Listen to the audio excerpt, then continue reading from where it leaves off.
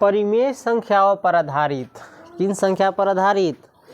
परिमेय संख्याओं पर आधारित अस्मरणीय तथ्य। कौन तथ्य? अस्मरणीय तथ्य। इसका मतलब जानता है? याद करने वाला तथ्य। ये कुछ ज़रूरी है जो याद रखना है। चलो इसमें सबसे पहला है, पेज नंबर देख सकता है, उल्टाना चाहता है तो पेज नंबर 10 है। पेज नंबर 10 है। कितना है? Page number 10।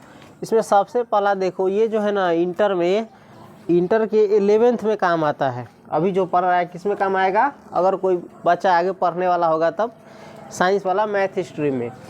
प्राकृत संख्याओं का समुच्चय क्या है? सबसे पहला प्राकृत संख्याओं का समुच्चय। प्राकृत संख्याओं का समुच्चय, इसको किससे दिखाया जाता है? बताए हैं पहले से। n बराबर क्या होगा? 1 2 3 4 5 डॉट डॉट डॉट। ये जो देख रहे हो 1 2 3 4 5 डॉट डॉट डॉट, ये क्या है? प्राकृत संख्याओं का समुच्चय है, यानी समूह है, संग्रह है, ग्रुप है ना। ये सब क्या है? प्राकृत संख्याओं का समूह है। इसको किससे दिखाया जाता है? n से। इसी को कहते हैं समुच्चय। क्या कहते हैं? समुच्चय। ये पैकेट है एक प्रकार से, केना पार्ले जी बिस्कुट में बिस्कुट के पैकेट रही छो, ऐसा नहीं, पैकेट है। इसी को सिंपल सी भाषा में, स्टैंडर्ड भाषा में समुच्चय या इंग्लिश में सेट कहा जाता है। सेट का अर्थ क्या होता है? कोई चीज़ का ना कहता है सेटे लावा पूरा, तो में जितना चीज़ रहता है वो सब सेट में आ जाता है। तो इसमें भी क्या है? जितना भी प्राकृत संख्या है वो सारा इस सेट में आ गया है। किस सेट में? n के सेट में, यानी n के समुच्चय में। और ये देख रहा है 1 2 3 4 5, ये समुच्चय है किसका? प्राकृत संख्याओं का, यानी नेचुरल नंबर का। प्राकृत संख्या को इंग्लिश में क्या कहते हैं? Natural number. और नेचुरल नंबर किससे शुरू होता है? n से। इसीलिए सुविधा के लिए पहले का अक्षर उसका लिया गया है n। समझ गया? उसके बाद दूसरा है, देखो, पूर्ण संख्याओं का समुच्चय। अब तुम लोग समझदार है, समझ जाएगा आगे ही। पूर्ण संख्याओं का समुच्चय। पूर्ण संख्याओं का समुच्चय W बराबर, पूर्ण संख्याओं का समुच्चय W बराबर, W बराबर क्या होगा? 0 1 2 3 4 5 6, कहाँ तक? अनंत तक। ये देख सकता है, ये समुच्चय है। समुच्चय यानी इसको अपना आसान भाषा में समझो, सेट है, पैकेट है, ग्रुप है ना, सदस्य है। किसका? पूर्ण संख्या का। इसमें इस सेट में जितना भी चीज़ है वो क्या है? सारा का सारा पूर्ण संख्या है। तो इसलिए ये पूर्ण संख्याओं का समुच्चय है। और इसको निरूपित किया गया है, इसको दिखाया गया है किससे? W से। W मतलब पूर्ण संख्याओं का समुच्चय, यानी होल नंबर का सेट। समझ गया? चलो तीसरा है, अब तुम समझ सकता है, परिमेय संख्या। परिमेय संख्या। परिमेय संख्या बराबर होता है a बटे b। परिमेय संख्या बराबर क्या होता है? a बटे b। इसी को हम समझाए थे p बटा q। चाहे a बटा b दे, चाहे p बटा q दे, ये इंग्लिश का कोई भी अक्षर का प्रयोग कर सकता है ना। तो परिमेय संख्या बराबर क्या होता है? a बटे b। जहाँ तुमको लिख करके बताया गया है b बराबर नहीं है 0, अर्थात b कौन सी है? हर। किसी भी परिमेय संख्या में हर 0 नहीं होता है। तथा क्या है? तथा a b कौन सी है? a एवं b पूर्णांक है। a एवं b पूर्णांक है। a एवं b क्या है? पूर्णांक है। इसी को हम तुमको p बटे q पर समझाए थे। तो जहाँ कहे थे कि q बराबर नहीं है 0, वही अर्थ है, यानी हर 0 नहीं है। तथा p एवं q कौन सी? p एवं q क्या है? पूर्णांक है। पूर्णांक कहने का मतलब पूरा पूरा अंक। 0 1 2 3 4 5, अगर इधर आए तो -1 -2 -3 -4, ये समझा चुके थे पहले। देखो इसमें a बटे b लिया हुआ है, p बटे q लिया है, r बटे s भी ले सकता है, t बटे q भी ले सकता है, कुछ भी ले सकता है उसको, लेकिन बटा के रूप में यानी अंश बटे हर के रूप में रहना चाहिए। ये समझ गया? अब चौथा कह रहा है, देखो ऑब्जेक्टिव के लिए ये जरूरी है, प्रत्येक पूर्णांक। कौन सी? प्रत्येक पूर्णांक एक परिमेय संख्या भी है। एक प्रत्येक पूर्णांक एक परिमेय संख्या भी है। जितना भी पूर्णांक है वो क्या है, एगो परिमेय संख्या भी है ना। ये ऑब्जेक्टिव है। प्रत्येक पूर्णांक क्या है, एक परिमेय संख्या। पूर्णांक समझाए थे 0, 1, 2, 3, 4 इस प्रकार से अनंत तक। इधर -1, -2, -3 इत्यादि। ये सारा जो पूर्णांक है वो क्या है, परिमेय संख्या है। क्योंकि अगर इसमें से कोई भी तुम पूर्णांक उठाओ, मान के चलो 4 उठाते हो तो हम 4 को लिख सकते हैं 4/1। लिखा गया P/Q के रूप में, यानी A/B के रूप में, यानी अंश बटे हर के रूप में। तो ये क्या है, परिमेय संख्या है। समझ गया। तो प्रत्येक पूर्णांक क्या है, एक परिमेय संख्या ही है। पांचवा देखो, यदि A और B तनका कॉम्प्लिकेटेड है, इसको थोड़ा नोट करो तो। चलो इसमें ध्यान रखना, कुछ छोड़ देते हैं तुम लोग की सुविधा के लिए, क्योंकि वो थोड़ा कॉम्प्लिकेटेड है, हार्ड है। लेकिन इसको कहना हम अंत में क्या करेंगे, समझा देंगे। लेकिन जो इजी है अभी हम बता देते हैं।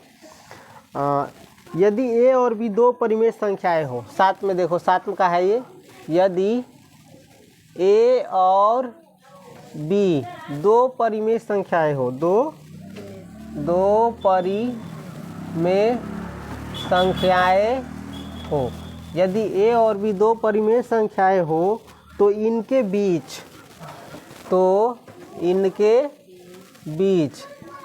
के साइड में दिया हुआ है ठीक बीचों बीच। यदि A और B दो परिमेय संख्याएं हो तो इनके बीच, यानी ठीक बीचों बीच एक परिमेय संख्या होगी, कौन, A और B के बीच एगो परिमेय संख्या होगी, कौन, एक परिमेय संख्या होगी। कौन होगा, A+B/2। इसी को हम बताए थे, दोनों को जोड़ करके बटा 2। जहाँ A के जगह पर कोई भी परिमेय संख्या दिया हुआ हो सकता है, B के जगह भी कोई परिमेय संख्या दिया हो सकता है। इसका कोई निश्चित पैटर्न नहीं, उसको जो मन होगा वो संख्या दे देगा। हमको क्या करना है, बस उस दोनों संख्या को जोड़ देना है और जोड़ करके बटा 2 कर देना है। समझ गया। उसके बाद कह रहा है या है ना, या दो परिमेय संख्याएं,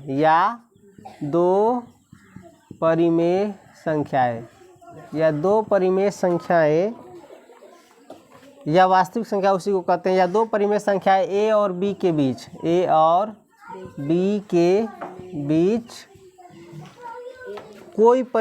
कोई संख्या, A और B के बीच कोई संख्या, A और B के बीच कोई भी एक संख्या निकाल सकता है। चाहे n कहेगा तो n संख्या निकाल सकता है। कैसे, A+NB/n+1 से। ये भी फार्मूला बताए थे। जहाँ A और B कोई भी दो संख्या देगा तो उस संख्या को हम क्या करेंगे, A+NB के रूप में तोड़ देंगे। जहाँ n क्या है, जहाँ n एक प्राकृत संख्या है। ये बस याद करने के लिए हल्का सा बता रही है, ये पढ़ाया पहले जा चुका है। जैसे 2 और 5 के बीच में कहेगा निकालने के लिए, तो ये तो बहुत आसान है, निकाल लेंगे। A का मान लेंगे 2 और B को मान लेंगे हम 5। 2 को मान लोगे, A और B को मान लेंगे 5, और क्या करेंगे, इस B में क्या लगाते जाएंगे, 5 में n लगाते जाएंगे। n यानी प्राकृत संख्या, 1 से 2 से 3 से 4 से 5 से 6 से गुना करते जाएंगे, और नीचा में उसी प्राकृत संख्या में एक जोड़ करके भाग देते जाएंगे। ये समझता है, तंगा ट्रिकी हो गया है, सवाल क्या हो गया है, घूम गया है। लेकिन चलो एक और ऑब्जेक्टिव है, याद कर लो। परिमेय संख्या के जोड़ का तत्समक अवयव, परिमेय संख्या के जोड़ का तत्समक अवयव क्या है, 0 है, या इसी को शून्य कहते हैं। परिमेय संख्या का तत्समक अवयव क्या है, 0 है। और परिमेय संख्या की जोड़ का है, अब गुणा का, किसका, गुणा का तत्समक अवयव क्या है, एक है। ये ऑब्जेक्टिव है, बस याद रख लेना। उसके बाद हम बताए थे एगो हल्का कॉम्प्लिकेटेड है और इसको समझ लो। कैमा नंबर का था, 5वां नंबर का नहीं था, 5वां नंबर का था। यदि ए और बी दो परिमेय संख्या हो, ध्यान दो, यदि ए और बी दो परिमेय संख्या हो, यदि ए और बी दो परिमेय संख्या हो। परिमेय संख्या कहने का मतलब ए की जगह पर कोई भी एगो परिमेय संख्या दिया रहे, बी की जगह पर कोई भी एगो परिमेय संख्या दिया रहे, जहाँ ई कह रहा है कि बड़का हो, ए क्या हो, बड़का हो, तो ए सी बड़ा होगा। ए सी क्या होगा, बड़ा होगा किससे, बी सी से। यानी दो गो परिमेय संख्या दिया रहे जिसमें ए क्या हो, बड़ा हो, यानी पहिल का बड़ा हो, तो इसमें किसी भी संख्या से गुना करेगा, किसी भी संख्या से क्या करेगा, गुना करेगा, तो क्या होगा, ए सी बड़ा होगा बी सी से। कौन चीज़, जीरो से बड़का, और जीरो से छोटका संख्या से गुना करेगा तो ए सी जो है छोटा हो जाएगा बी सी से। मान के चलो 2 और 5 ये दो गो परिमेय संख्या दिया हुआ है ना, तो इस ये तो बड़का लेना है हमको, 5 और 2, ये बड़का है तो यानी पहल का हमको बड़का लेना होगा। तो ये दो गो परिमेय संख्या है, तो इसमें किसी भी संख्या से यदि तुम गुना करोगे जो जीरो से बड़ा हो, जो जीरो से बड़ा हो, तो ये 5 वाला जिसे गुना करोगे वो बड़ा हो जाएगा, और यदि जीरो से छोटा से गुना करोगे तो ये 5 में जिसे जीरो से छोटा गुना करोगे तो ये छोटा हो जाएगा। और ये तो वही उल्टा पुल्टा सवाल, ये हार्ड कंसेप्ट के विद्यार्थी के न समझा, लेकिन समझना बहुत आसान है, हमारे लिए नहीं, हमको समझ गए, लेकिन समझना विद्यार्थी को समझाना थोड़ा कॉम्प्लिकेटेड हो जाता है। इसलिए देखें ये है नॉर्मल, मान के चलिए 5 है, ये 2 है, ये शुरू के परिमेय संख्या बड़का है और ये छोटका है, तो यही में कोनो संख्या से गुना कर भी तो ये बड़का होते। चलो मान के चल 3 में यहू से गुना कर तो 5 तिहाई 15 भेते, आ यहू में 3 से गुना कर तो 2 तिहाई 6 भेते, तो 5 वाला बड़का भेली कि ना भेली, जीरो से बड़ा संख्या से गुना कैली। आए अगर जीरो से छोट संख्या से गुना कर भी यही 5 में, जीरो से छोट संख्या से, तो जीरो से छोट संख्या कौन हो, -1 -2 -3 -4 -5, इधर जितना आगे जाएगा वो सब जीरो से छोटा होता जाएगा। तो मान के चलो हम इसमें हम गुना कर देंगे -4 से, और इसमें गुना कर देंगे -4 से, तो 5 चौका 20, माइनस वाला 2 चौका 8 -8। अब इस दोनों में कौन बड़का है, छोटा, ई बड़का है, इसमें ई बड़का आ रहा था, इसमें ई बड़का। तो यही कंसेप्ट कह रहा है, यदि ए और सी दो परिमेय संख्या हो, ए और बी दो परिमेय संख्या हो, तो ए सी बड़का होगा बी सी से। कब, जब सी कोई जीरो से बड़का संख्या होगा तब। और ए सी छोटका होगा, या ए सी छोटका होगा किससे, बी सी से। कब, जब सी कोई जीरो से छोटा संख्या होगा। तो ये कॉम्प्लिकेटेड था, थोड़ा समझते हैं। इसके बाद हम चलेंगे प्रश्नावली 1 का ए। देखो इतना समझाना पड़ा कौन बनाने के लिए, प्रश्नावली 1 का ए। अब तुम प्रश्नावली 1 का ए बनाओगे तो कुछ कुछ समझना क्या हो जाएगा, बहुत आसान हो जाएगा। देख भाई, एक हरिया में चावल तो सही निकलबे न करे, समझ ले, एक हरिया में चावल तो सही निकलबे न करे, तो पढ़ाई कहाँ से सही होतो। इसको बार बार फेर करोगे, फिर दोबारा धरोगे, फिर तेबारा धरोगे, फिर चौबारा धरोगे। जितना तुम इसको प्रैक्टिस करोगे उतना ये क्या हो जाएगा, निखरता जाएगा और तुम्हारे नॉलेज बदलता। एक बार में पानी से मुँह पोछाता है, पोछाता है, सीधे मार के छोड़ देता है, था कि बार बार अति करना पड़ता है। तो किसी चीज़ का बार बार प्रैक्टिस करेगा तब क्या होगा, वो चीज़ बढ़िया हो जाता है, एक बार में नहीं होता है। समझ गया।